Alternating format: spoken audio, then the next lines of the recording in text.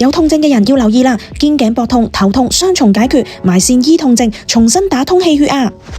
埋線醫痛症，首先中醫師要做中醫問診，中醫角度痛則不通，通則不痛，肩頸膊痛等於經絡堵塞，穴位埋線針灸直達深層經絡。中醫穴位埋線優勢，直達深層經絡，治本改善，24小時持續刺激，效果持久，疏通氣血，徹底緩解痛症問題。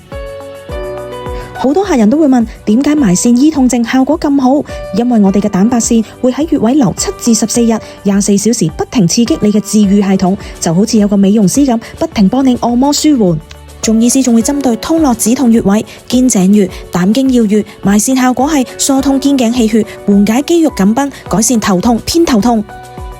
第二個通絡止痛穴位天中穴、膽經要穴埋線，效果係化解肩背瘀阻，減輕酸痛拉扯，暢通上焦氣血，頭部輕鬆，被稱為肩背疼痛關鍵穴。偷偷話你知啊，大部分嘅客人都話療程1次已經減輕頭痛，肩頸都輕鬆咗好多㗎。唔好再俾痛症困擾你啦！如果你都有痛症嘅問題，快啲預約我哋痛症中醫師。